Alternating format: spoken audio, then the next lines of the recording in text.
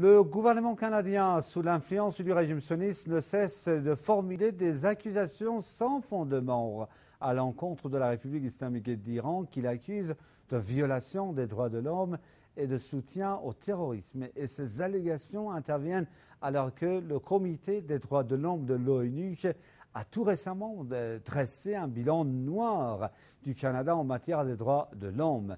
Denis Rancourt, ex-professeur de l'Université d'Ottawa, nous donne des explications sur ce sujet. Le Canada tient à soutenir les États-Unis dans sa politique internationale. Le Canada ne se comporte pas ces temps-ci comme un pays indépendant, mais plutôt comme un pays au service de l'Amérique, des États-Unis. Et c'est vraiment très dommage.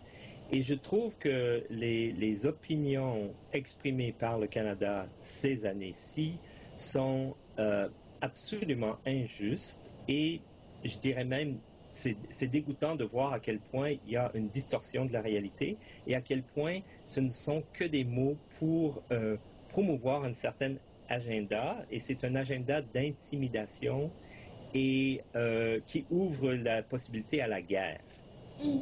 Et donc, je trouve ça déplorable.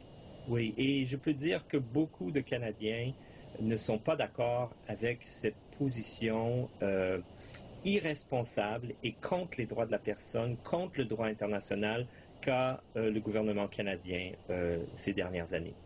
Mais c'est le rapport de ce genre le plus critique qu'il n'y a jamais eu dans l'histoire du Canada. C'est vraiment un développement très inquiétant.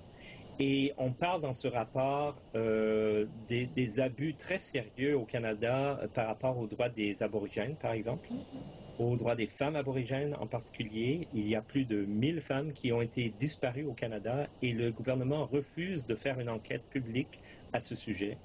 On parle du comportement incroyablement néfaste des compagnies minières canadiennes à l'étranger, où le Canada refuse d'avoir un regard sur ces comportements qui sont souvent illégaux et qui abusent des populations locales dans d'autres pays, et en particulier en Amérique latine.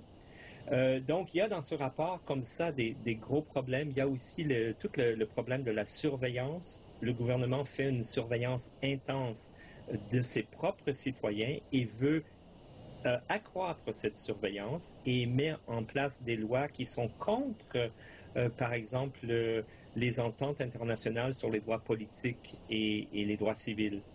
Et donc, le Canada se comporte comme un État qui agit de façon à négliger les droits de ses citoyens.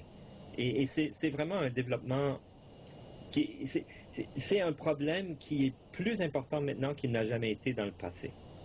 Question directe. Comment, dans de telles situations, arrive-t-il à donner des leçons aux autres? C'est incompréhensible. Le Canada n'a pas à donner de leçons à qui que ce soit. Ça, c'est clair. Absolument clair.